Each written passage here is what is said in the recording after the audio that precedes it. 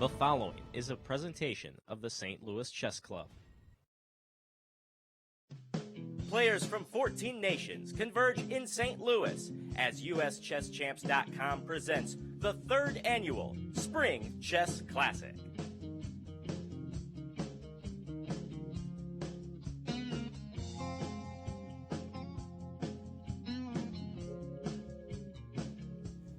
Hello, chess fans, and welcome back to St. Louis for round 2 of the Spring Chess Classic. Whoa, there we go. Hello, my name is Ben Simon, joined by Grandmaster Aman Hambleton, and the lights are on. We are ready to go here under the beautiful Kingside Diner. It's a snowy day in St. Louis, but the players are upstairs in the tournament hall. They made it. That's good. That's good. I wonder if anybody was late today. I don't know. I think Hansen cut it close, but respectably on time, as a Canadian always is. Always is. Anyway, we are underway in this event. Let's take a look at our standings so far after only one round. This is in the Masters division. We have 10 players representing 7 different federations here in this field. 4 games were decisive out of 5, and I think this is going to be typical of the action you're going to see in an event like this, where we don't exactly have the world elite, but you will see you'll see enough blunders, I guess, to make it really entertaining. Well, I think we saw that, and most notably the result that came after our broadcast finish was actually Ivanchuk lost that position to Varuzhin Akobian, which has Ivanchuk there at the bottom of the table. So he'll definitely be looking to bounce back after that result there. And let's glance over at our standings for the B group, with Baijin Shi in the lead along with Nicholas Theodoru. And then 3 games were drawn in this field yesterday. Yep. All right, we invite you to join us all across social media. Remember, we do have the YouTube chat open today. We'll be taking your questions if you have anything thoughtful. And also, be sure to subscribe to us on YouTube and check out the action at USChessChamps.com. We have the live boards on USChessChamps.com, so if we don't happen to be covering the game live that you want to see right now, you can go take a look at it yourself. Right. All right, here are the rules for this event, the regulations, if you will. We have 2 10-player round robins. The time control is 90 minutes for the first 40 moves, and there is 30 minutes added on after that for the remainder of the game. Because of a 30-second increment from move number 1, all the players have to keep taking notation, and we are unlikely to actually see anybody flag in this event, although technically I think one game flagged yesterday. Was it Jinshi's opponent? Yes, it was Steingrimsson from Iceland. Right. Well, he was losing anyway. He was losing anyway, but he decided to let the time run out so that he could disprove the statement that you just said. Yep, there you go. And there is a 30-move draw rule in effect. The players cannot agree to any draw offer before the 30th move of black. And here's the schedule for this event. It's pretty easy to remember. We start every day. The games start at 1 p.m. Central Time, and we are on the air 2.5 hours after the opening bell, so 3:30 p.m. every day except for the final day. All right, let's take a look at our pairings for Group A. These games are already happening, and they're all in progress at USChessChamps.com. Kazim Zhanov versus Eric Hansen. Ray Robson versus Ilia Nyzhnyk. These two have played before, actually. All draws in recent years, 3 draws at the Spice Cups, and then 13 years ago, it was Nyzhnyk who got the upper hand, but that was in a under-12 event, so times have changed. There's not much similar nowadays. Do you think they remember that? Are they still hurting 13? Right, yeah, it's like, I think he got me all those years ago, but so this is the 5th classical game they've ever played. Varakopian and Benjamin Bach have played one time before. That was a draw, actually, at the Summer Classic last year. Right. Jeffrey Zhang versus Vasily Ivanchuk. And then our key matchup of the day, Liam Lee versus Aryan Tari, both victors from yesterday. And we'll see if anybody can go 2 for 2 after today. And let's see where we are in that game thus far. Yeah. So we're just going to jump right into this one. And actually, Ben, it's already rumbling. The position is rumbling. Yeah. Just like our studio. The environment is turbulent here. Yeah. And, just wanted to set the mood for the game. Because this one, I see already just a noticeable time advantage for Le Quang Liem. And if we just take a quick look at the last couple moves to sort of see how we got here. This was a Sicilian, started off as a Sicilian, but now I think the last couple moves really showed this G5 move.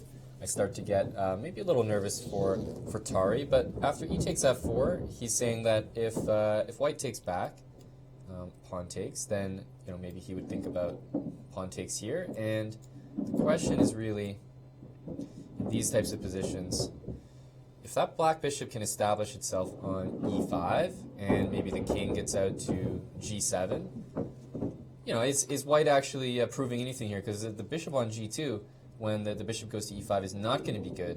What's scary is if white has time for maybe some sort of aggressive move like e5 and really opening up this diagonal, maybe sinking a knight in on the f6 square, and maybe this could get a little dicey. So perhaps he's concerned about something like this, as we see g takes f4 played on the board right now. You can see the players on your screen there. Tari is he's got about half the time on the clock, and the players on move 29 though, so probably not the most concerning time difference that we've seen open up just yet. But yeah, after g takes f4, I imagine it would be pawn takes. The only other option is bishop g7 here, and yeah, bishop g7 could be played, but I think we're going to see pawn takes Ben, and actually that's on the board already. So I think we're probably going to get that line. Pawn takes bishop g7, and I don't know if we'll see e5 or not, but I think that's the critical one to consider here. Takes, and if not e5, I have a feeling that black can sort of put the bishop there and say that you're blockading on the dark squares. Strong knight on c5, strong bishop on e5. This queen can swing over, the king can get off the h-file, and I'm not actually so sure in this position for white, unless there's that tactical shot like e5 for white, opening things up. So I think that's what Lequang is mainly contemplating here. Does Liam Lee's move that you proposed, e5, does that lose a pawn somewhere in there? Yep, it definitely does. I'm trying to justify it. So really, my opinion is that he's probably thinking about e5 even in the current position, because I just have a feeling that if a bishop gets to e5 for black, that it's actually maybe black who's kind of comfortable. And just thinking from Lequang's perspective, I don't know if you can allow that. I don't know if you can allow bishop e5. So I'm mainly suggesting e5 because I'm looking at a bishop on e5, and I'm wondering if black is even fighting for more than just equality there. Now very very well could be. You still have moves like bishop h3, queen h3, but it actually starts to look decently comfortable there for black. Maybe knight f6 is an idea as well, but in all these positions, it starts to open up a little bit. e5. So I think we just need to prevent e5 in some way. Prevent bishop e5 by black in some way. So whether that's playing e5 ourselves, which does jettison a pawn, or whether it's playing knight f6 and blocking the bishop from actually getting there. So yeah, if e5, let's say rook takes e5, maybe I would take here first, takes, and this is me just trying to force things in. Of course, tactically this may just be unsound. The queen has to move now, and black probably has time to defend the bishop, which I'm attacking here, as well as get out of this with something like queen g7 maybe, or queen b8. I feel like black is probably doing okay. I think he can survive here, but yeah, bishop e5 looks really solid for Tari if he can achieve that here. All right. Well, let's move on to our next field. Oh, before we do that, I gotta tell you, in our YouTube chat, MDM2 is very appreciative. He says, "I like Yasser's new haircut." Yasser's new haircut. Yeah, I think he's mistaking. Is it a new haircut or a new hair color? Because a new haircut would imply that Yasser's natural state is purple hair. Like, the purple hair isn't weird. It's just, I like the way the purple hair is cut today. Okay. So I definitely appreciate that comment, being being compared to Yasser, maybe I'll suggest purple hair to him next time I see him. We're going to deconstruct every single comment you guys make, so make them good. Let's take a look at our field and our standings, or our pairings, rather, for Group B. These games are going on right now at uschesschamps.com. Heden Steingrimsson versus Alexei Sorokin. Alexander Mista versus Nicholas Theodoru. Denis Kadrich versus Sergei Ehrenberg. Christian Kurilla versus Gregory Kaidanov. And our key matchup to watch this round, Bai Jinshi, who we talked to yesterday, against the former Winter Classic champion, Andrei Barish-Politz. Let's take a glance at the progress of this matchup. Yeah, we've got this game underway here, and right off the bat, you can sort of see that the B group, Ben, is afforded much better lighting than the A group. I think that's what we need to focus on here. The other guys looked like they were in a Canadian igloo, quite frankly, but this looks fantastic. Well, we need to address this, right? So there is no professional lighting right now up in the tournament hall. One side of the room has windows, the other side does not have windows, and then there's also the adjustment of our robotic cameras up there. But really, lighting. Let's take the lighting at face value here. You would much rather be playing on this table than like one of the other tables we've been looking at. Right, and I think Bai Jinshi is very comfortable in the B group here. Yeah. There's a halfway point in the room where it just transitions into that A group. Maybe he had the option. He's strong enough maybe to play, but he's like, nah, I'll take first spot in the B group. Yeah, I like it over there. But yeah, we did talk to Bai Jinshi on the broadcast yesterday, who took us through his first round win, which was nice of him, and he actually gets, if I'm not mistaken, he gets the white pieces twice to start off in the tournament. So he's going to try to use them to the maximum here. And what we've got is a position of opposite color bishops, which I should just point out initially does not actually mean that it's just a draw or dead equal or anything like that. It very well could be, but not just because of the bishops. In these positions, white is usually favored slightly, just because the king has a really nice home on f2. And, black's pawns being on c4 and a6 are noticeably weaker than white's on b2 and a2, just because they're disconnected. This bishop in an endgame would sit very nicely on c3, but make no mistake, the move queen takes a6 is going to be what's really critical here in this position, and I think that he's actually played it. That's what just appeared on the board there. Yeah, so if we just take a look at the last couple moves, this came from a Catalan, and you often get these opposite bishop positions, takes, and after rook d1 and queen takes a6, we have a temporary situation where white is up a pawn. And if you sort of look forward to an endgame, imagine the queens are traded, this outside a pawn is going to be very dangerous, Ben. So something to be very, very conscious of, that you don't let that pawn sneak up too far, because you can imagine that pawn getting all the way to a7, defended by the bishop. I mean, white would essentially be winning in that case. So we've got this position, queen takes a6. What is Barish-Politz's planning here? Because it feels like he needs a move. c3, I'm not sure if that's his intention. He's played it on the board just now. He needs a move because there's no rook a8, rook b8 making any serious threats on the white queenside pawns. c3 has been played, the idea that if takes, queen takes, let's say a move like king f2, for example, and I think no question that Bai Jinshi is playing for the win here. Is the advantage significant? Not really. It's one pawn, but although you've got opposite bishops on the board, like I've been saying, that's an outside pass pawn, and white's got all to play for here. I think that Barish-Politz is just trying to sort of liquidate here. If he could trade the queens and the rooks, opposite bishop endgame, then I think he's got great chances for a draw.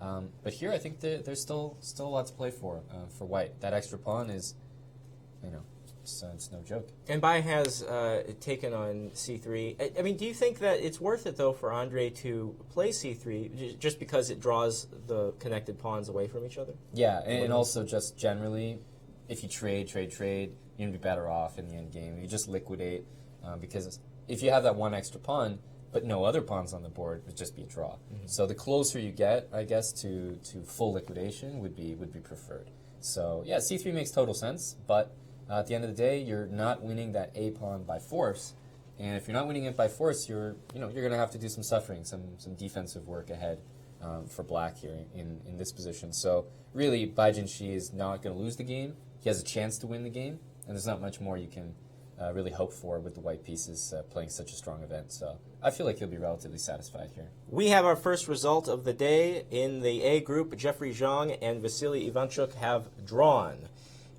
So we will get to that in just a moment. I think I overheard that we have someone coming in for an interview. I wasn't sure who that was.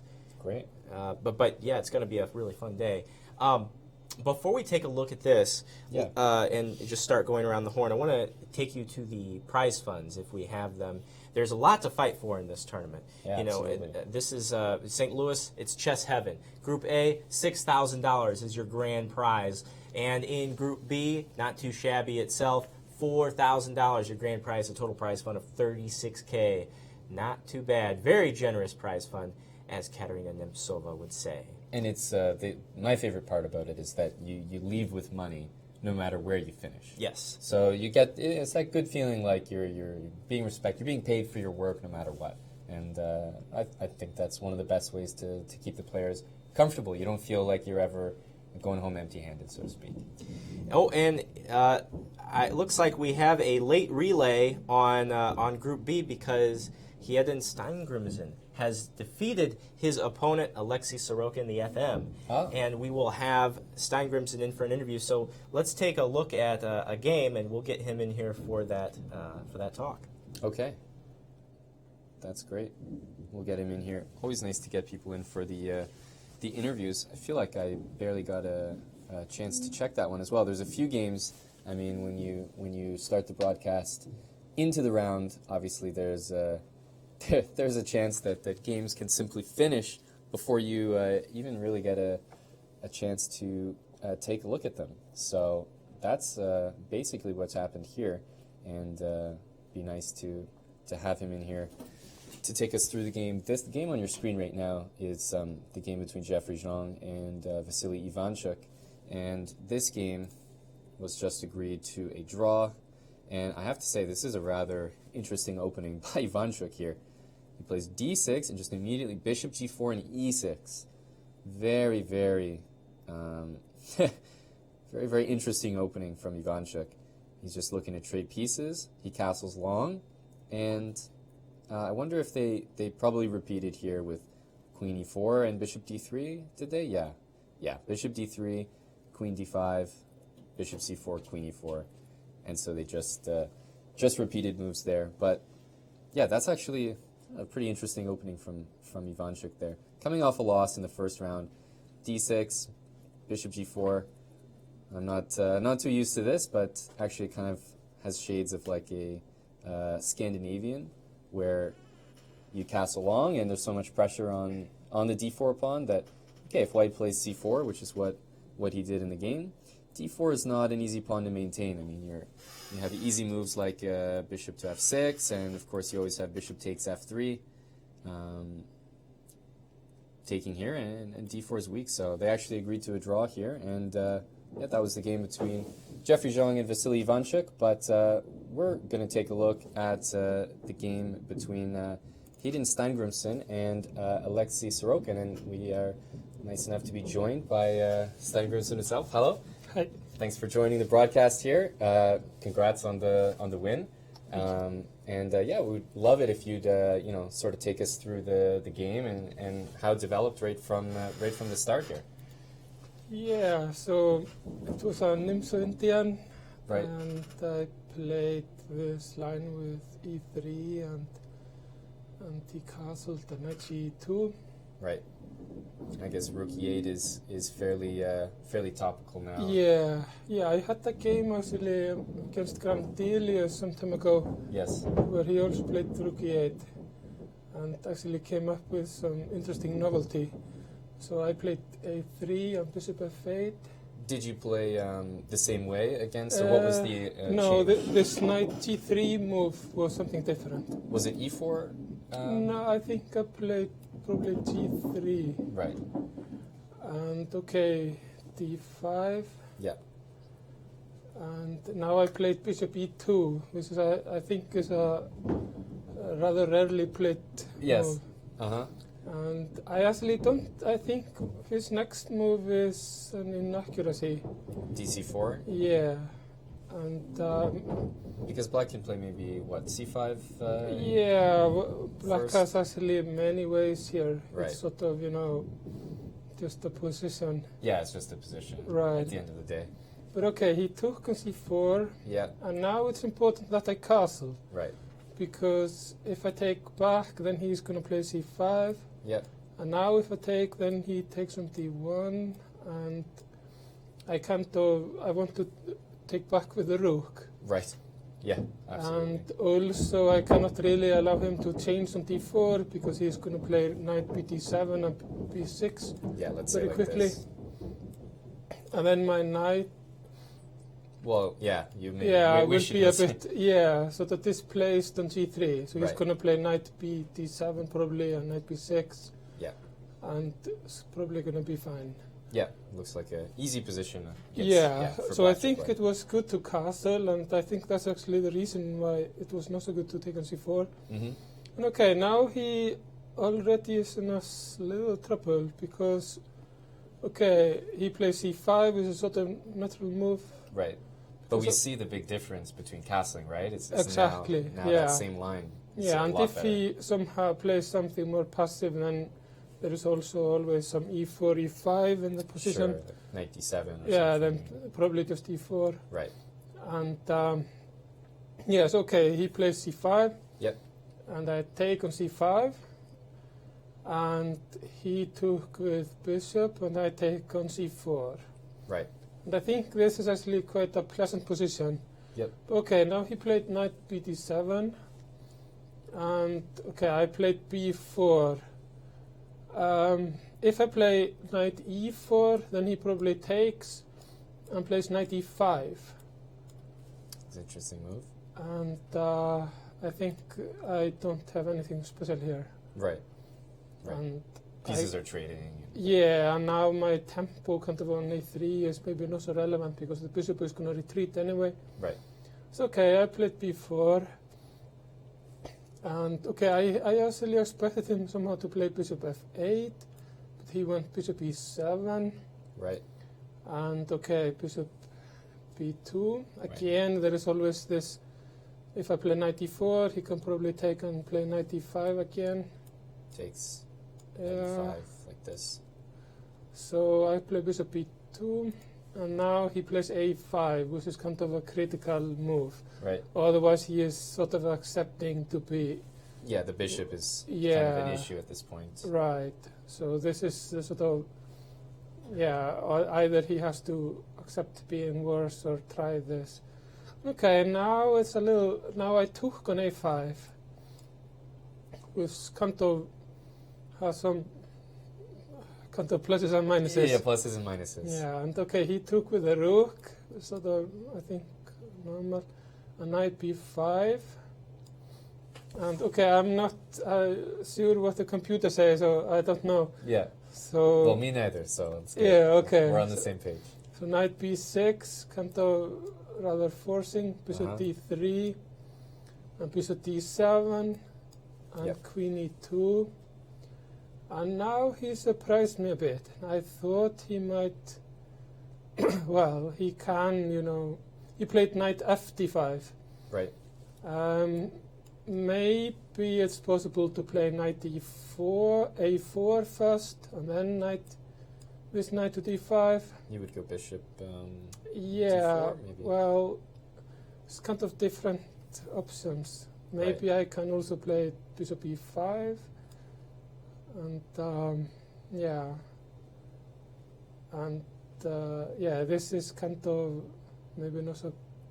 This one's also, yeah. I mean, Yeah, bishop now c7. maybe knight d5. I actually expected this, or maybe he can also try something, just to play, like instead of knight a4, just the other knight to d5. Try to somehow Like this. just play sort of solidly. Mm-hmm. But okay, this knight f d5 was a little risky maybe. Well, because of your next move, especially. Yeah, so It's- now he kind of has a positional threat to play knight a4, and Right. if I move the bishop to play knight c5, and if I play bishop c4, then maybe if everything goes well, the other knight to b6 and sort of capture my light square bishop. Right. But I can do something like if it was his move again. Yeah. But okay, I play knight h5, which is an interesting move. And I think he has to play g6, which he did, and now I play e4.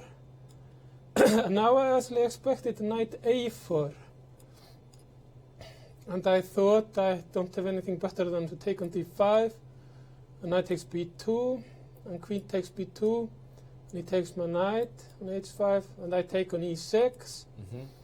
And okay, maybe I'm a bit better here, but it's not the end of the world for him. Right. You still can- got that dark square bishop. at the Right, end of he the can day. take maybe with bishop on e6, Mhm. or even maybe play bishop f6, Right. and maybe I play something like queen, yeah, or I can play maybe rook a1 here. And okay, I thought that was a bit better, but it's not like he is still sort of fighting. Yeah, it's not the end of the game at all. Right, so I thought he would do this. So he surprised me a lot with the move he played. The knight c7 move. Yeah, Yeah. because that just sort of gives me sort of free advantage a little bit. Well, it's just such a forcing Yeah. continuation. And maybe just for the viewers, we can, like if he takes my knight on h5, instead Yes. of Oh. retreating the knight, Yes. Here. then I can take his knight on d5. And if he captures back, Mm-hmm. then at least bishop h7 is a move. Right. And he obviously cannot take back. Then I take on h5, and there's a checkmate on h8. Yep. So okay, he can play king f8, but his king is weak, and Yeah. you know it's sort of a one. Completely one-sided at this point. Yeah, and I hadn't really looked whether I have some force to win, but yeah, In these types of positions, you know you get there and think later. right. Think Yeah. later. Yeah. And okay, but he played knight c7, which is kind of surprised me. And okay, now I just take on c7, Yeah. and queen takes, and knight f6, bishop takes, and bishop takes. And now I obviously am better. Yes. And I think maybe he has to play queen f4, because if he plays rook h5, then probably I just play f4. Mm-hmm. And okay, here I can play any move pretty much, and I'm always Yeah. I mean, this bishop is just a long term. maybe bishop d4, and The knight doesn't have any yeah, squares. The and- rook is. yeah. So this is just kind of clear what's happening here. Right. But he actually blundered. He played e5, Yeah. And this is and unfortunate. now I kind of win in one move. Yeah. So and then he resigned. Right. So yeah, so I think it was a bit imprecise to take on c4, and Right. then maybe this knight fd5 was a little, at least risky move. Mm-hmm. But it seemed even in this game there were a lot of moments where he maybe could have put up some more resistance. Yeah, definitely. Yeah, I don't know, it was maybe 23 moves or something, so Right. kind of Yeah. At the end, goes it was without quite saying. Yeah. Yeah, no question about it. But I mean, you'll take the mistakes. You'll take, because I mean you were pretty much seemed to be in control. Maybe since the DC4. Yeah, I think so. I don't know really, but that's my impression. Right. Yeah, so I mean, it's obviously good to get a win, and I mean, you're coming here from Iceland. Did you come just from Iceland directly? Well, I actually live here in the US. You live here now, okay. So I didn't, but I was recently in Iceland, and I am quite often in Iceland. Right. But this time I just, kind of had a little shorter flight. Yeah, shorter flight. I'll be going to Iceland for the Reykjavik Open, so Right, then I'll yes. be going there. So you are warming up with the snow. Yes, exactly. Getting used to the snow, but we have enough of that up in Canada, so Mhm. I'm used to it. But Yeah, this is obviously a great result for you. Thanks for taking us through the game, and obviously wish you the best of luck in the rest of the rounds. Thank you. Thanks. It's Heden Steingrimsson from Iceland with his victory against Alexei Sorokin from Russia, and obviously that is a pretty quick game, 23 moves, and just invasion on the dark squares in the final position. E5, I think, was a final blunder from his opponent there, but I think without the move E5, as we were discussing in the analysis here, it would still be completely winning for white as the dark squares, and especially that dark square bishop on F6, probably just too much to handle for black there. So that's one of the quickest victories actually of the tournament so far, and that means he is right back in the tournament in the B group, because there were a lot of draws in the B group. So any win is going to suddenly just catapult you to the top of the table. Yeah, absolutely. And it's funny because they say he's outside, ready for the interview. the DGT board hadn't registered yet. We're like, what? Right. So let's take a look at some of the other games here. I want to look at the Webster rivalry in Group A. Absolutely. Ray Robson versus Ilia Nyzhnyk. Nyzhnyk still goes to Webster. He's still on the Webster chess team led by Susan Polgar, and Ray Robson is a graduate. And these two have played 4 times before. The last decisive victory, though, was way back in 2006. Ancient history. Right. But it looks like black is got the edge here in this particular matchup. Ilia Nyzhnyk looks like he's going to improve his lifetime score.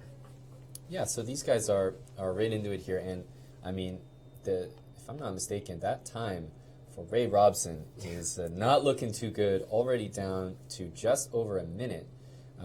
The only thing that I can say about this position is that it looks like Nyzhnyk is about to win on the spot. Handshake any second, yeah? Yeah, because we just see this move, knight h4, king g3. I mean, he's getting mated on g2, and he's probably going to play queen takes g2, king takes h4, queen takes f2 played, and you can just sort of see the dynamic of the position is that white is going to be left with his 2 rooks. I think he's not happy about the position, obviously. It looks completely losing, but at the very least, black can take that bishop and bring the queen back to g5, and you have 2 extra pawns. And the nice thing about 2 extra pawns is if you only had 1 extra pawn, white always has this idea of bringing the rook down and then maybe taking the pawn, sacking for the queen. But because of that extra pawn on d5, it's just not possible. Right. So at the very least, he can take that bishop. I don't know whether there's, even queen d4 might be a move. I haven't thought about this, like trying to get some checks and win a rook. Yeah, basically. Fork City. Right. Yeah. So I don't know if we can win a rook by somehow, like check, but the king goes to f5 there. So I'm trying to actually win more material than just that, but we'll see what Nyzhnyk can do here. But with the black pieces, the time really tells the tale. You almost don't have to look at the evaluation of position. Just, he's up like 30 minutes on the clock. Down to a minute is Ray Robson, and this is not looking good for white. The only thing white has in this position is that absolutely pinned g-pawn. I don't think there's really any way to unpin that, because I keep wanting to push the g-pawn and cut off some squares. Right, the white maybe king h4 and try to get some cheeky checkmate in. But that's the only thing white has going for him. Well, I think right now, if king h4, that would essentially be repeating, right? Mm-hmm. Because so he is probably going to go king h4.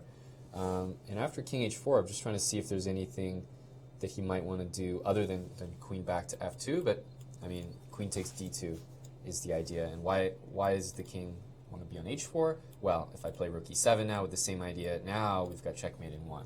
So he's forced the king back to the side, just a little subtlety there. And now, because you can't move the rook, queen f4 is a threat. I mean, this is on the board, by the way.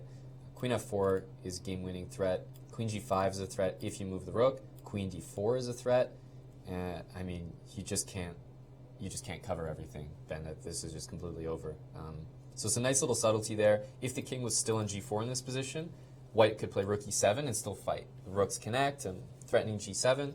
But now, rook e7 loses on the spot, and I think Ray is probably going to resign. I don't see a good move for white to stay in the game here.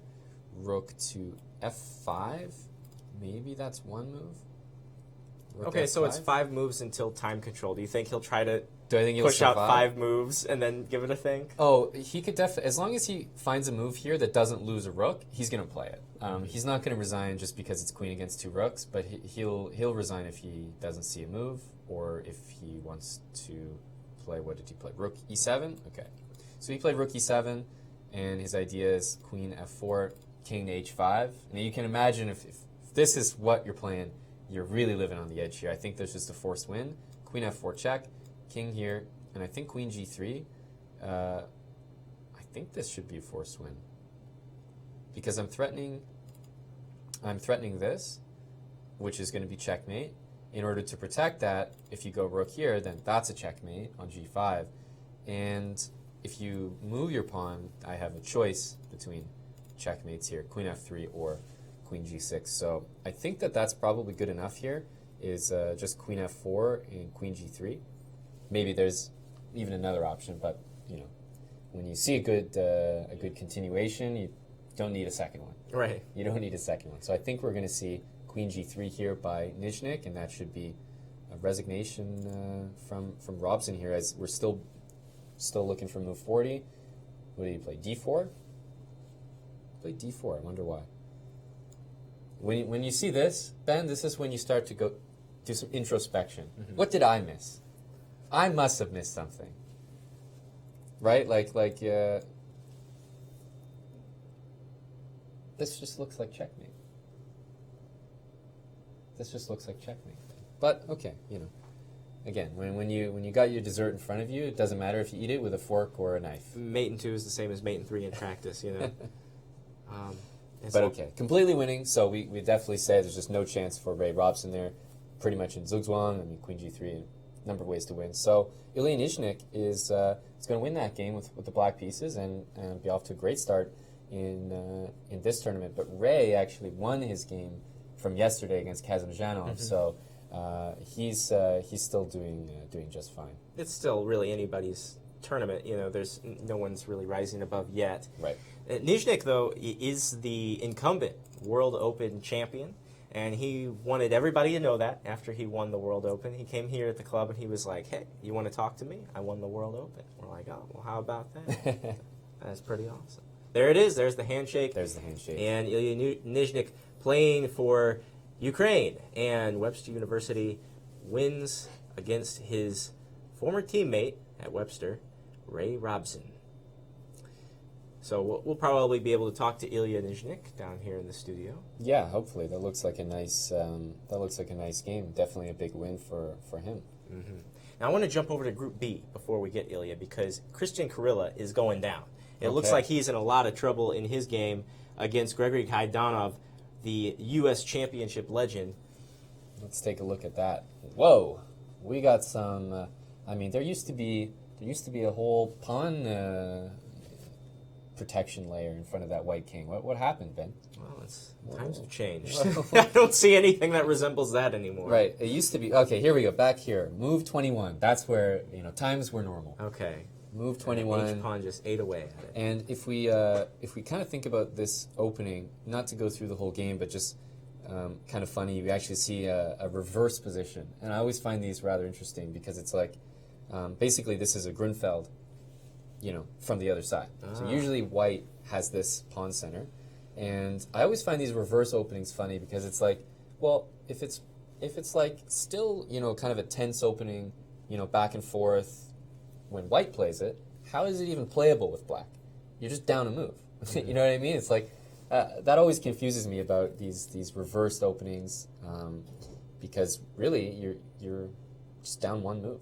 And they are playable though, but it's just a funny thing to think about, because we see Kirilla doing something that you don't usually see black do from the other side, and the reason he's doing it is because he's got that extra move. So, and you're talking about bringing the bishop back to d2? Mostly bringing this knight to b3 like that, just very quickly, because normally we would actually have black in this case, well, white when it's reversed, just be like developing that bishop much quicker, having an extra move, getting castled, and it'd be kind of crazy for black to be doing this maneuver. So it's really something that I think we're seeing as a product of just having that extra tempo. And it means that the position we got was a little unique.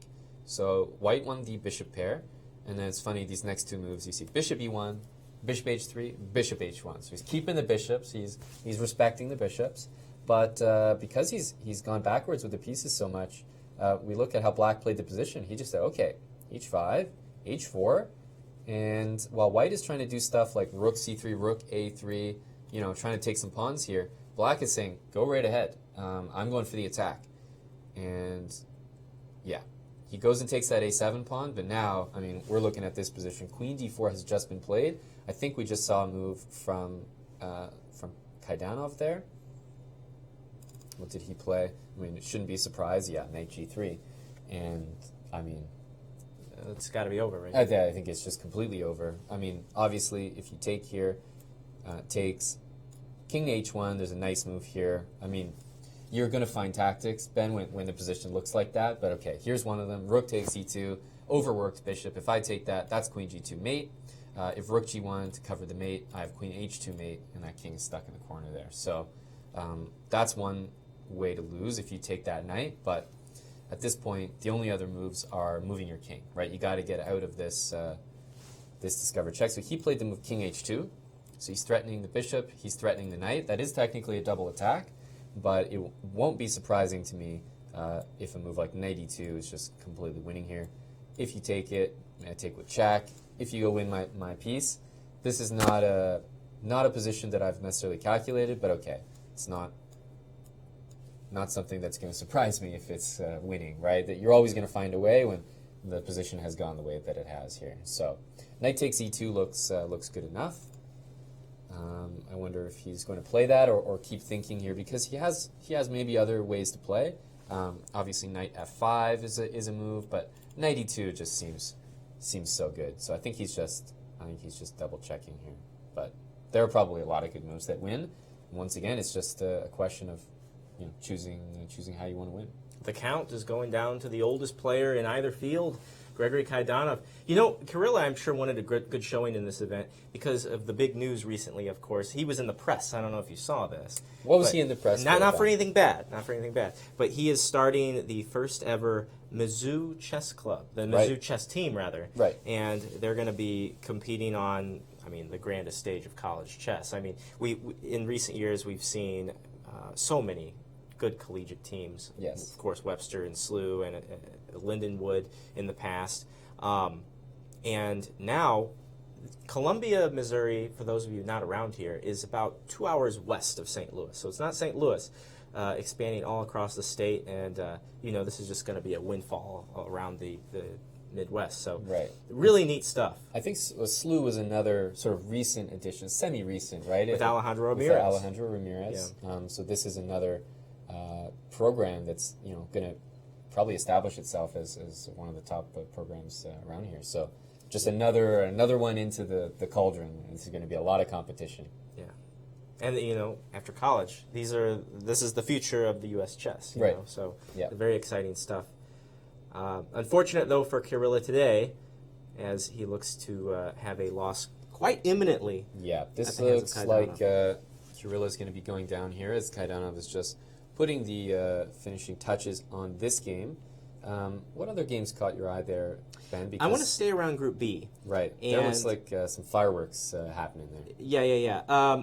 Alexander Mista versus the Greek Nicholas Theodoru. Let's take a look at that game. Yeah. Mista with the advantage here. Yeah, we're looking at, we have to say, a very abnormal position, honestly. Well, yeah.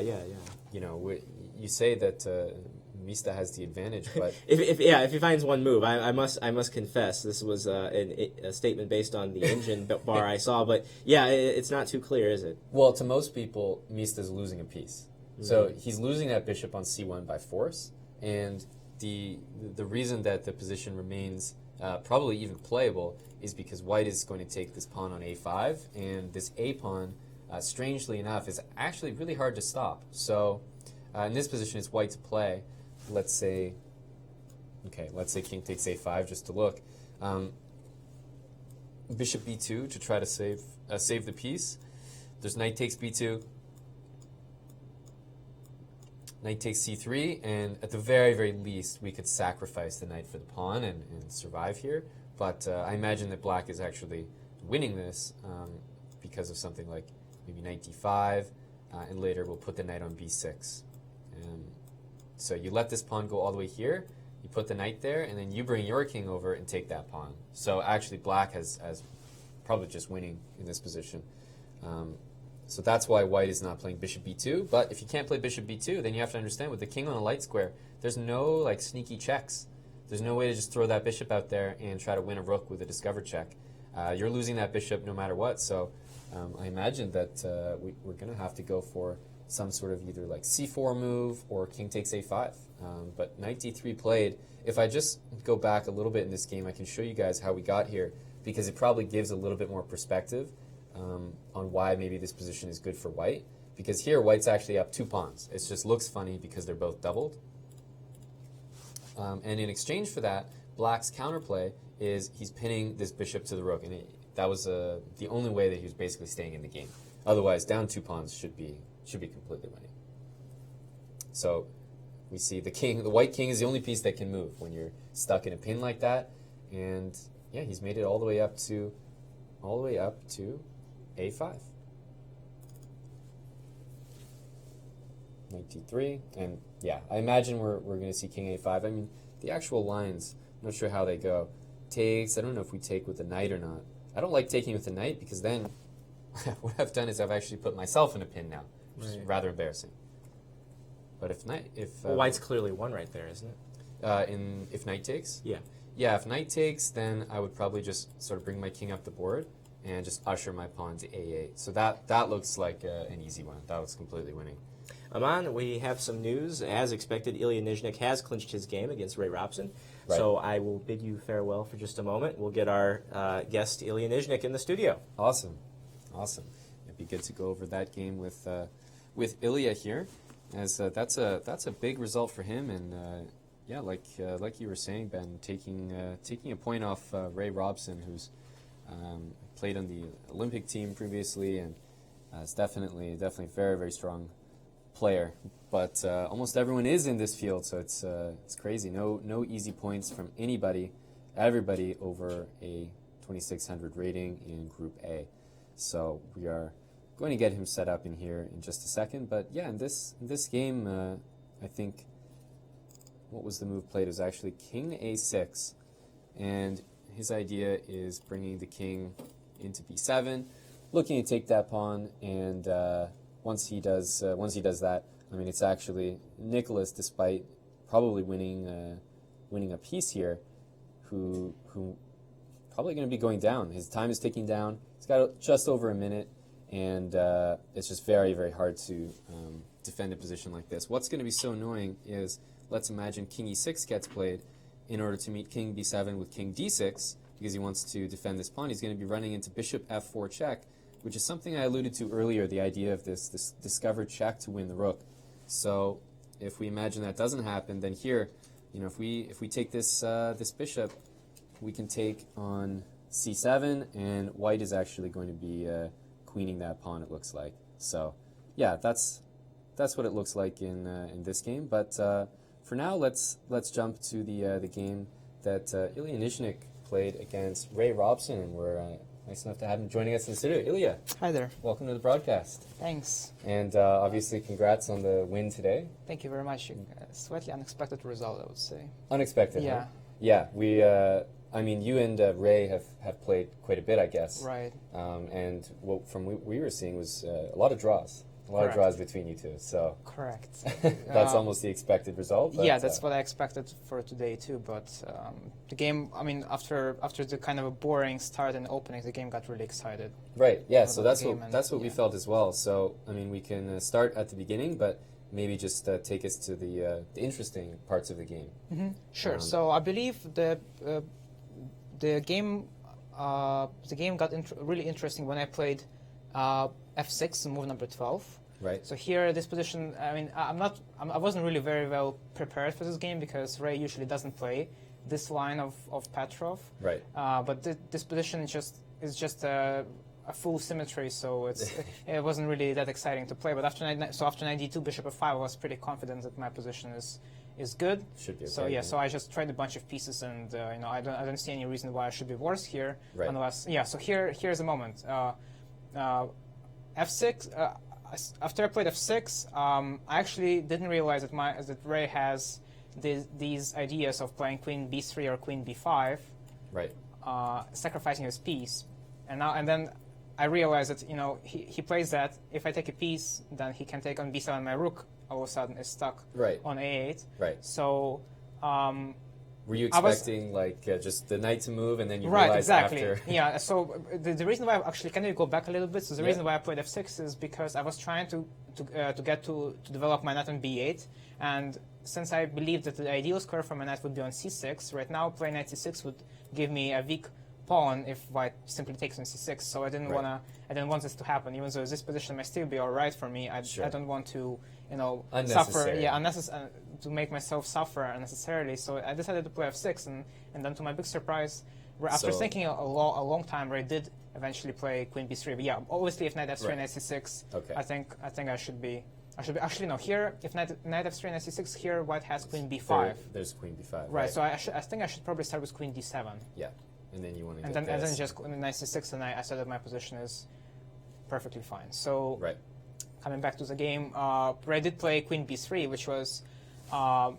It was important not to play queen b5 because I saw that after queen b5, so I can't just do what I did in the game. So I took on e5 as a bishop. Yeah, bishop takes e5, d takes e5, and here importantly I have queen d7, which I didn't have in the actual game because the queen was on b3. So queen d7 here equalizes immediately in my opinion, and now I saw that and I was pretty happy. But then Ray played queen b3, and then I realized that I no longer have this idea, so now I have to look for something else. Right. And here, obviously, I had an option of taking the knight with a pawn and going into a very complicated position, or so I thought. So Ray said that he was actually expecting me to do this. So, for example, if I take, Ray will take on b7 here. So taking on d5 is a mistake now.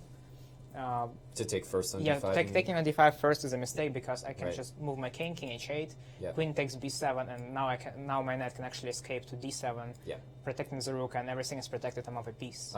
So the difference is that after what happens here after queen b7, now if knight d7, then queen takes d5 check, and he forks my bishop and takes it, and I end up being down 2 pawns. Yeah. So this was definitely not a good option for me. So here, actually, if we can go back to that line once again, after f takes e5, queen b7. So here, probably my only move, and Ray also believes that this is the only move here for me, is queen b6. So now the idea is that if white takes on a8 right now, I have knight c6, and I trap the queen. So now the queen very similar to the game. Exactly, very similar to what happened in the game. But now I have an extra piece, which gives me a winning position. Right. So instead of taking on a8, here white should probably take on d5 with a check. Now king h8, and here I think taking on e5 would be a mistake because d takes e5, and I have bishop c5. And even though white does have 3 pawns, I have a very strong battery attacking the f2 pawn. So Ray also agreed with me, and we both, agreed that rook ac1 would have probably been a better alternative. So after rook ac1, the position is really complicated. I wasn't sure exactly what's happening. So now, if knight d7, rook c6, and I'm in big trouble. So I saw that I have to take on d4 with a queen, and give up the rook for a bishop. And so after queen takes a8, queen d2, queen takes a7, queen takes b2. Even though probably material-wise this position is equal, but white has this very annoying passed pawn on the a file, and I wasn't sure if my position here is okay or not, because not only does my opponent have this dangerous pawn, but also my knight on b8 is still stuck and cannot go anywhere. Yeah, so, you need some coordination. Right. Yeah. I wasn't sure if I'll be able to get my pieces together, so that's why I decided not to go for this, and instead I preferred the line that actually happened during the game. Right. Yeah, so here, instead of taking with a pawn, I took with a bishop. But you said that maybe Ray was, you asked him after, he was probably expecting F Yeah, takes he was and expecting some of F these takes, complications? and he was probably expecting that position that we just talked about, where I have two pieces, but he has pass pawn and a rook. Right. So but here, this was the game. Yeah, so here bishop e5, and now I think he also had an option. You know, he took on e5 pretty quickly, but I think he also had an option of taking on b7 here. Right. It's actually not a very simple position because I still have the same issues, but now the difference is that I in many positions I can no longer trap his queen because he has my bishop on e5 is hanging. Right. So for example, right now if I can actually transpose to the position from the game. Almost, playing, you can get the game, right? Playing queen d7. Right. So that's probably what I would have done because at the very least, and then this, and the bishop would be hanging. Yeah, and then I have to take with the pawn to create the connected pass pawns for myself. But here, instead of transposing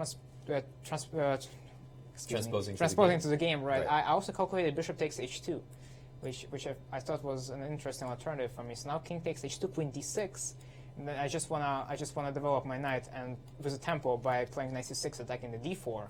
But here, all of a sudden, white has bishop f4, and I think I might be in a little trouble here. So g3, and I thought that queen h6 is probably the only move for me to not lose the rook. So king g2, or king g1 is probably another option. So king g2, knight to wherever d7 and queen d7, and all of a sudden my queen is slightly misplaced. My pawn on d5 is kind of weak, and white's next move was probably rook a1, and then the rook comes to the seventh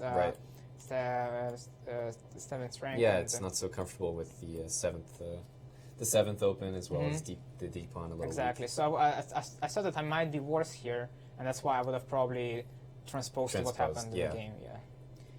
Yeah, so because the imbalance that we got in the game was actually quite interesting. Exactly, and I wasn't sure. I mean, this wasn't my intention. I was actually pretty scared, to get an imbalanced position after such a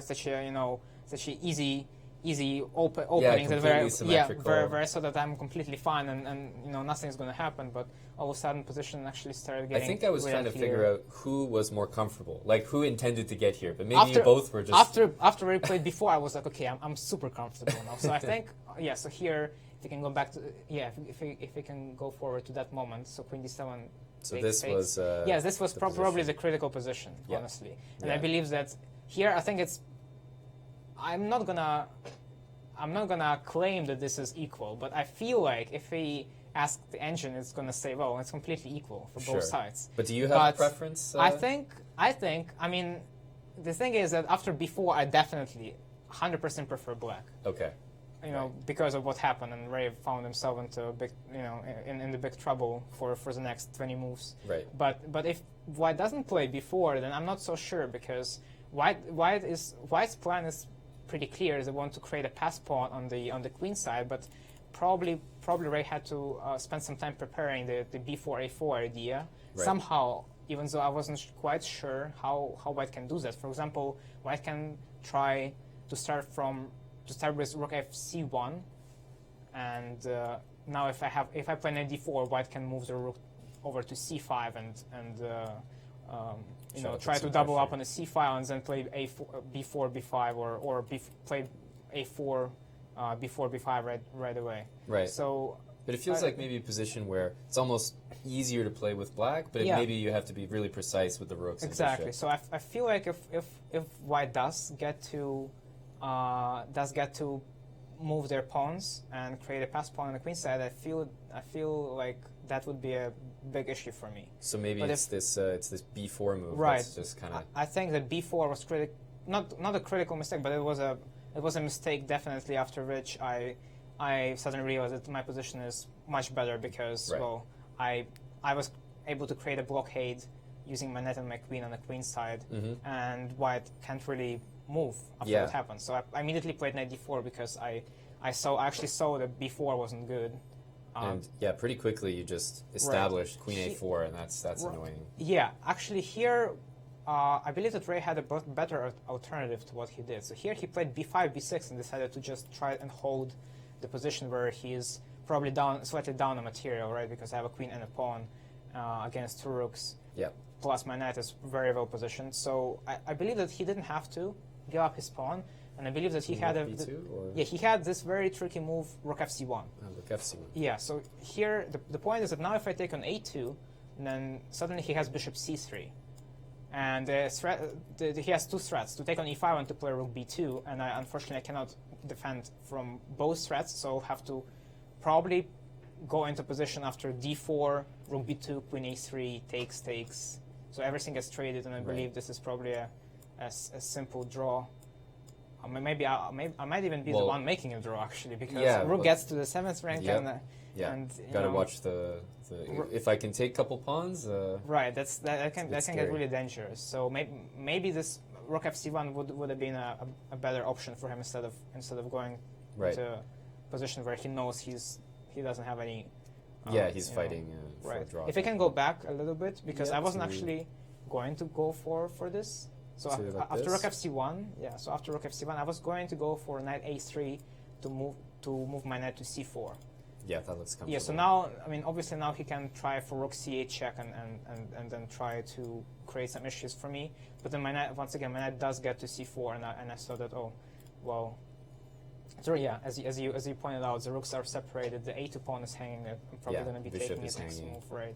So, but this is interesting. I'm not quite sure. So he can like go bishop c3 and then try for like f4 or something like that. But I should still be much better here, I believe. It feels like it. I mean, somehow White's coordination is not quite there. Yeah, but that was the main issue of this position. After b4, White just can't get their pieces together. And, as you mentioned, Ray went for b5, but pretty much after this, I think, his idea, as you mentioned, was he just wants to get rid of all the queenside pawns and just see if he can hold. But, I mean, that's kind of asking a lot, right? I'm not sure. I think after my next move, I probably gave him a chance here, because I believe that h6 is a big waste of time, honestly. Unnecessary. Unnecessary. This move is unnecessary. I'm kind of preparing my king's escape.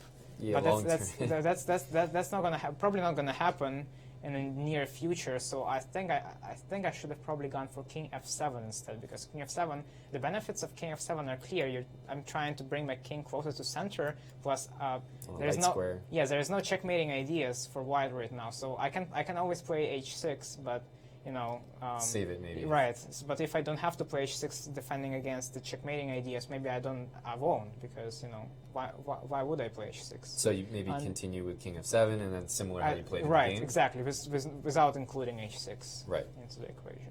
Right. So I believe that h6 is at least an inaccuracy. And so after what happened in the game, Ray found a very nice defensive chance. So after I played queen c4, he found rook b7, which I believe is probably the best. Yeah, he's trying to create some ideas where maybe the other rook gets down. Right, exactly. And he now, as I played h6, now he can also take on h6 and the same ideas. But now I actually probably my h6 move even helped him a lot. Right. Because he has some bishop h6 sacrifices now. So yeah, I played king g8, and after what happened in the game, so rook e7, king h7. Yeah. So now the trick is that he cannot take on e5 because I have a fork after queen d4.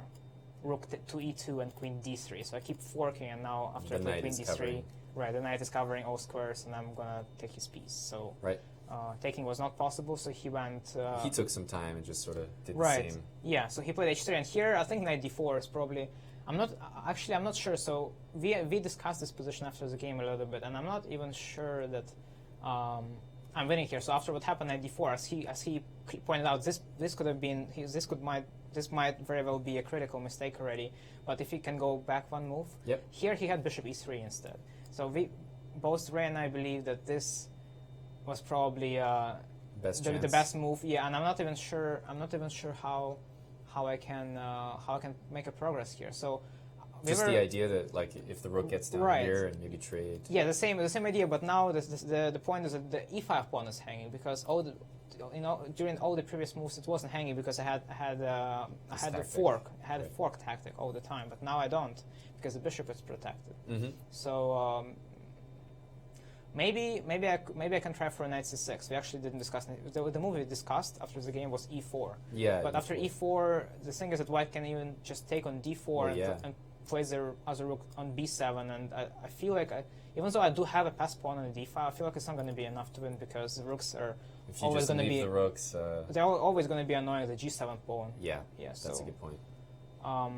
Maybe instead of e4, I can try for knight c6. If we go back a few moves, yeah. So knight c6 here, and then play d4. Right. That looks more natural. Right. Than putting the pawns. But in then again, squares. I believe that white just has way too many counterplay on the 7th rank. So for example, maybe something like rook c7, d4, rook b to b7 will work, even though I'm not 100% sure. And now the idea is to just take on g7 and go back and always threaten the checkmate on the 8th rank. For example, like rook g to c7, yeah, or after checking to c7, yeah. Yeah, I'm not sure if I can win this. maybe Ancient will say that I can, but no, it doesn't look right. Yeah, So during the game, I wouldn't be so sure anymore. No, even absolutely. though the thing that really helped me out was the fact that I was up a lot of time on. Well, you were up a lot of time though, also because position was hard right, for him. Yeah. So. After before, Ray started spending a lot of time on that. It's understandable because his position was already.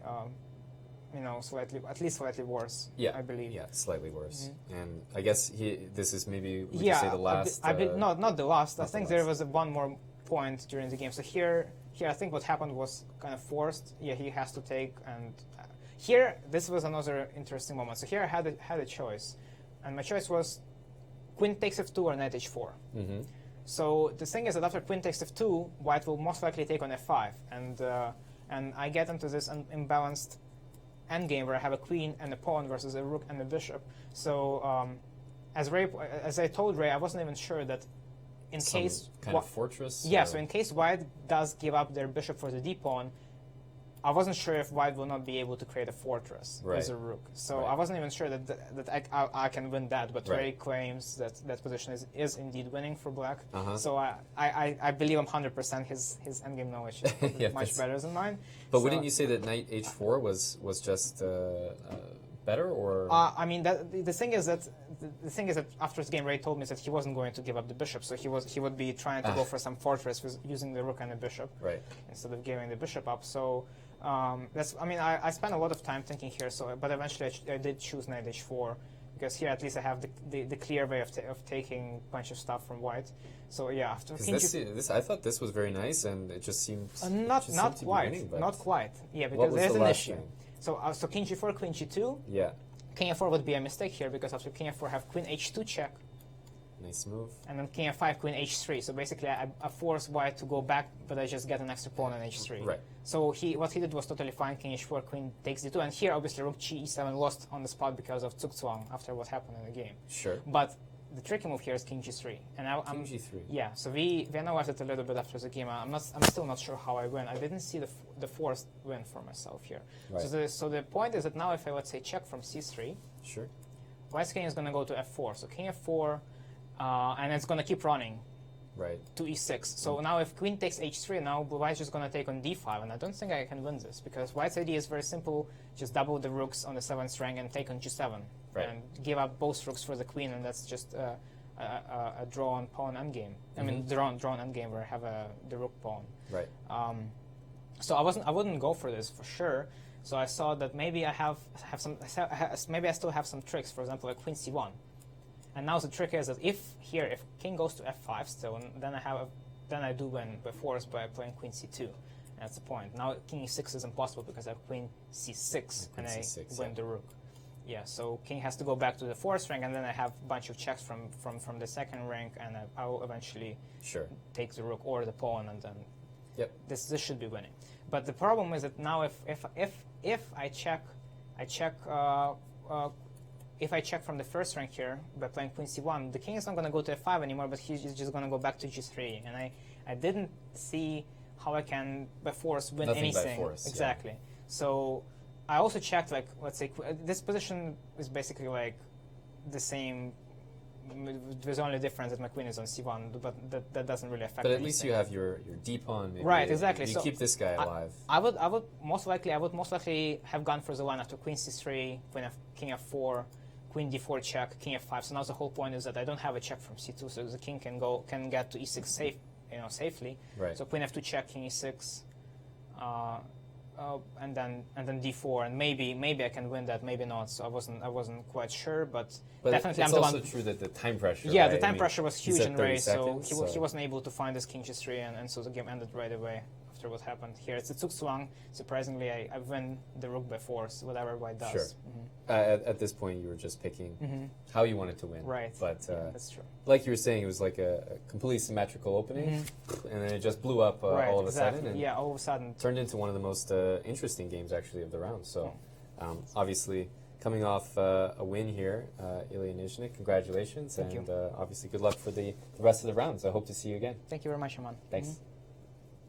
So that's Ilia Nyzhnyk taking us through pretty much all the variations there in his game against Ray Robson, and starting off the tournament with a win in the second round is definitely good. 1.5 out of 2 for Ilia so far, and there remain a lot of games still going on in the tournament, but in the A group we actually had another result that I can see here, which was Likwang Liam against Aryan Tari, and I'm not sure, it doesn't look like a repetition necessarily, but there's definitely the potential for repetition, maybe with like a knight d5 move. Otherwise, it looks like Tari did a good job.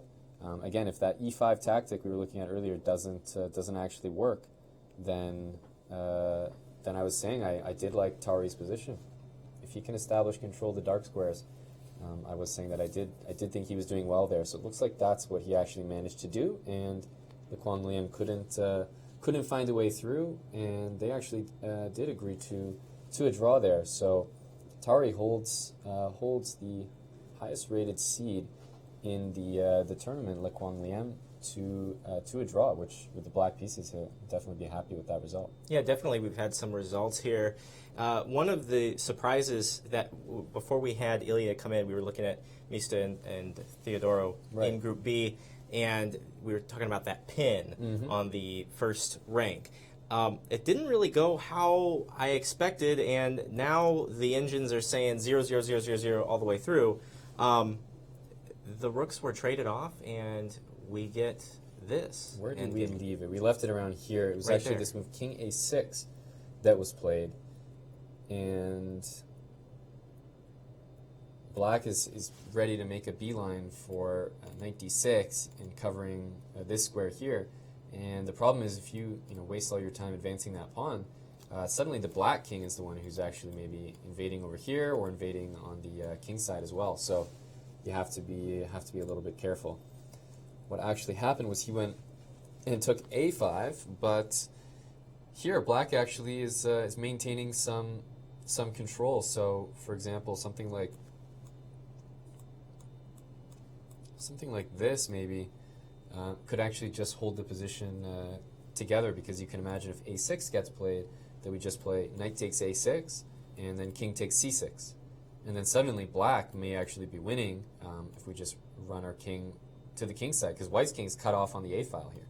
So yeah, if you're not going to play a6, maybe you just play king b6, but I can advance my pawn. Again, if I ever advance the pawn, you sacrifice, and then king takes here, and black might be winning by going to the king side. So I think if both players just kind of sit there in this position, that might be a big save for Theodoru.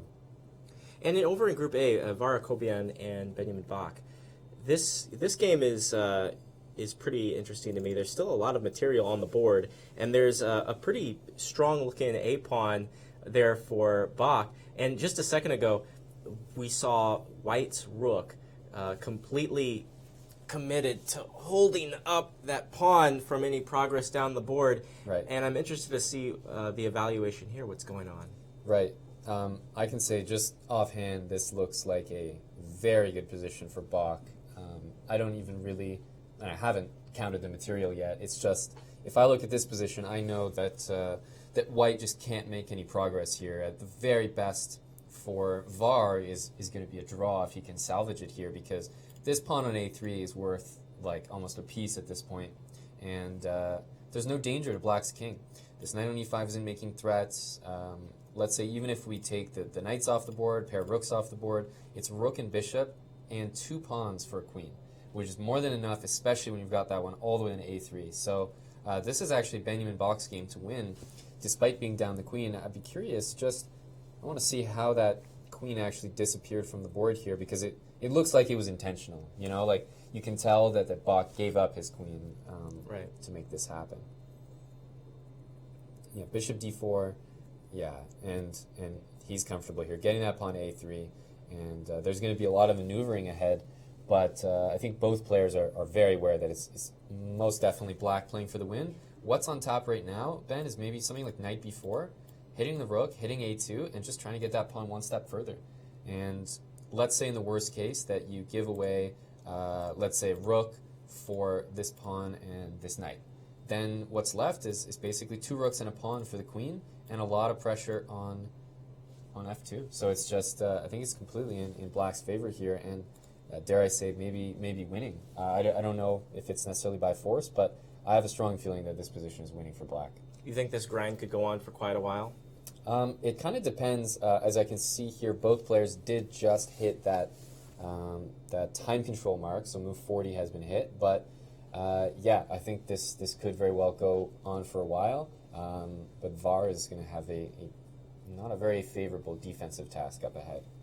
I know someone earlier in the chat said, "Where's Eric? We want Eric. We want Eric now." So we should probably look at Eric's game. It's a little bit late, I know, but Rustam Kazimzhanov versus Eric Hansen, Group A. Does this worry you whenever we jump to Eric's game and you don't know the position? Don't know the evaluation progress, yet. Yeah, you don't know anything yet. It's just my heart races every time. Especially when from the opening it was actually Hansen playing a Berlin, which is you don't see that every day. It's nice to see some cultured chess come out of Canada for a change. Was he playing for a draw? Oh, the Berlin is a winning opening. Yeah, Ben. People win in the Berlin all the time, especially strong players.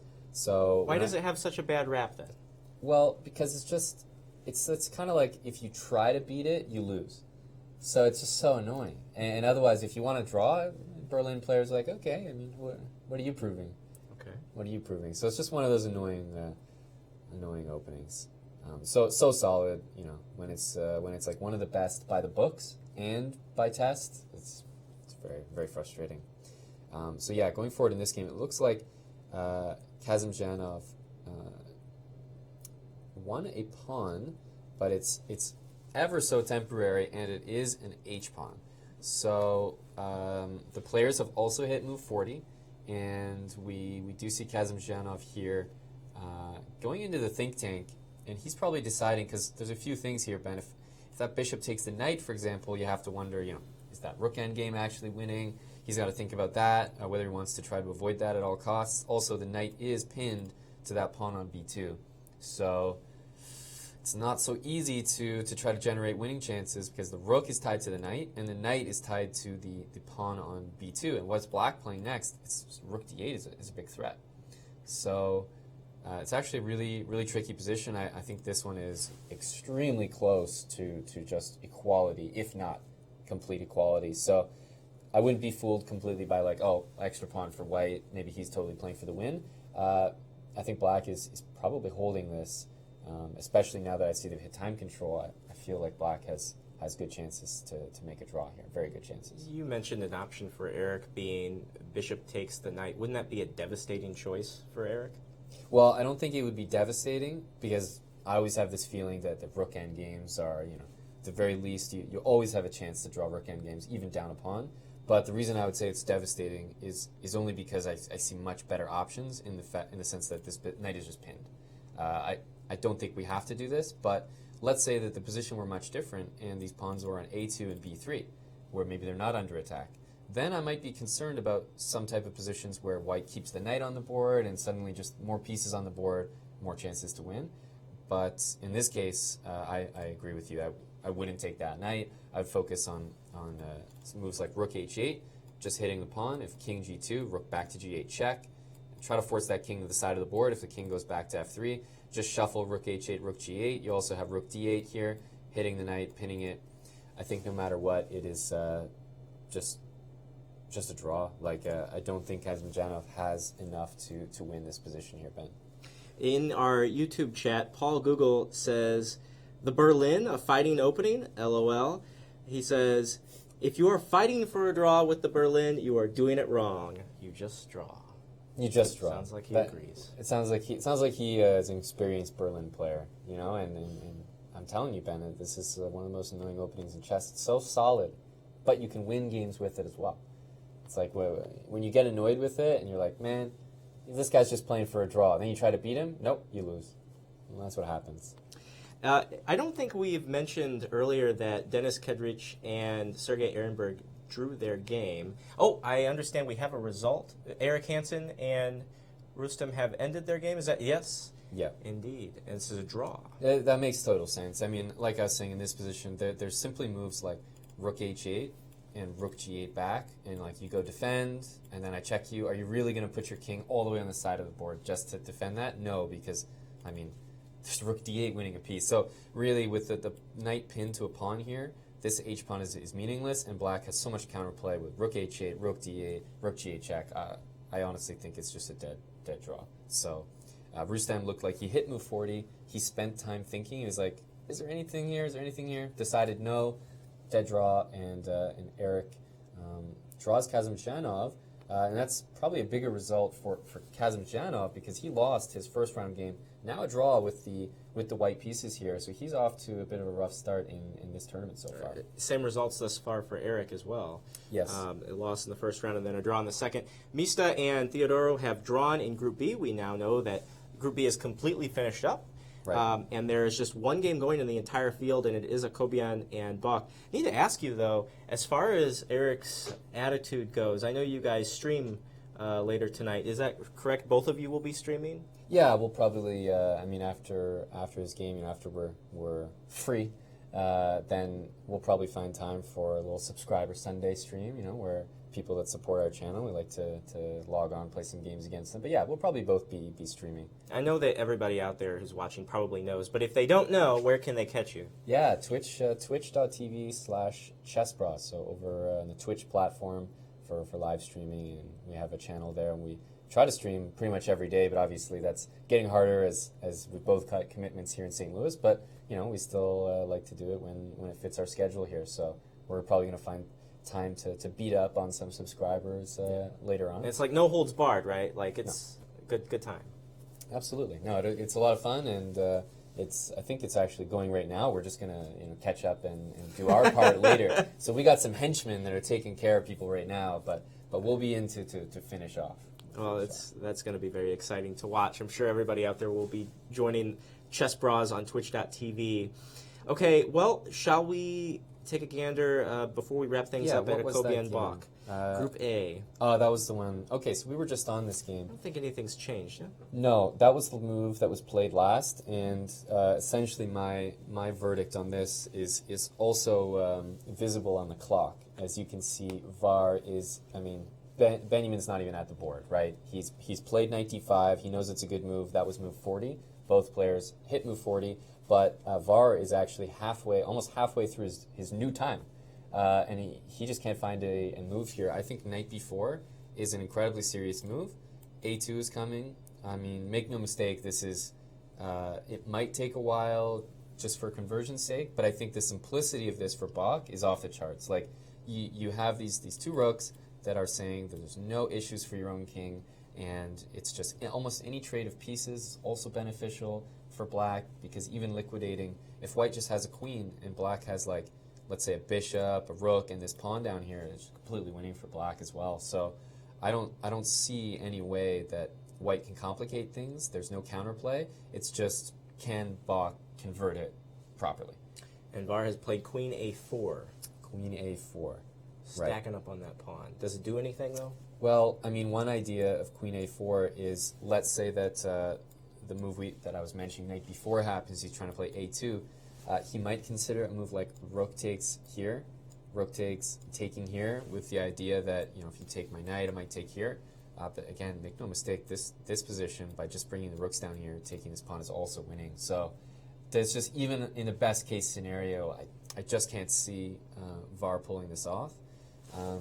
But Benjamin still has to prove it. So maybe that's an idea of queen a4, is that knight b4 he could deal with things this way. But when you've got your most powerful piece, your queen, watching over one pawn, right, from advancing, that's already a bad sign. It's a babysitter. You don't need a babysitter who's that powerful. Right.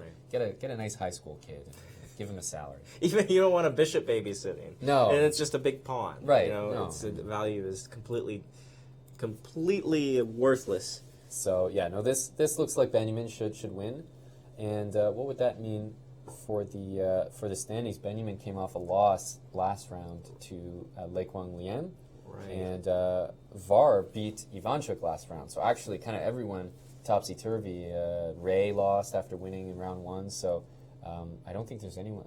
Is that correct? There's no one on 2 out of 2, right? That's correct. In fact, I think we have the standings available, or at least the results. Let's put them up on the screen. We have them for Group A. Right. And let's see how we stand after 2 rounds out of 9 have been played. Well, here's the results. And as you can see, only 1 game left pending. Nyzhnyk, big day today for him with the victory. I mean, it was the Nyzhnyk show. It was. Here for the Spring Chess Classic. I'm sorry, do we have standings? We do not have standings. Well, I will tell you that we do have Liam Lee, Ilia Nyzhnyk, and Aryan Tari sitting at 1.5 out of 2. Right. And they're going to be at the top of the leaderboard no matter what happens in this last game. Yeah. Okay. And if Benjamin wins, I think that puts him and Var both at 1. So. It does, yes. And here's Group B. We have the results here. Kaidanov, we missed him today. We're going to have to talk to him sometime during this event because, you talk about a legend in chess. The stories this guy could tell. It'd be nice to hear from him, one of his game analyses. And then Steingrimsson with his victory, before we even knew it, over Sorokin, right. Who's looking for that Grandmaster norm. Right, and I believe he's actually 0-2 so far, so probably not the intended start to his tournament, that's for sure. Yeah, I really thought before I knew Sorokin's situation, I thought he'd be a real dark horse in this event, and he might still be. You're right, he might still be. But I was like, well, what is this FM doing rated 25-30? And then I realized the situation, and I asked him, I was like, why are you skipping the IM norm seemingly? Because he has all of the IM norms. He could just he could get the ask title. FIDE, hey, and they give him the title. Right. And he says, well, in Russia, it's actually more common than around here, evidently. And you told me that also in China, the Chinese players do that. Yeah, well, I mean, when you're so good, when you have such a high opinion of your chess, I mean, in Canada, we think we're undeserving of every title that we might get. So as soon as we get one, we immediately claim it before it goes away, like Tim Hortons roll up the Rim Cup. So it's pretty important to claim those while you still can, Ben. But over there in Russia, they got the GM titles on the ground, so he's not too concerned. Right. Well, we're having a good time here in St. Louis, and we hope you are too. Remember to keep joining us every day. There's no rest day. At 3:30 p.m. Central Time is when you can catch our show, but the games begin at 1 p.m. Central, 2.5 hours earlier, right here at uschesschamps.com and the YouTube channel. And subscribe while you're there. 206,000, it's not enough. We need 207,000. And thanks for helping us set an all-time record for the seasonal classic broadcast. We do appreciate it. So for the entire world's greatest B team, Danny Machuca, your technical director, Isaac Schrantz, your audio and graphics man, Tammy Hyde is your streamer. My name is Ben Simon, joined alongside the wonderful, beautiful, talented Grandmaster Aman Hambleton, who will be, that's a lot of superlatives. Right. Yeah. I was wondering if you're going to keep going. Yeah, I'll come up with more. We'll Tomorrow, tune in. He'll have some more ready. Yeah, he's streaming later tonight, Chess Bras on twitch.tv. Until tomorrow, we say so long from the Show Me State. This has been a presentation of the St. Louis Chess Club.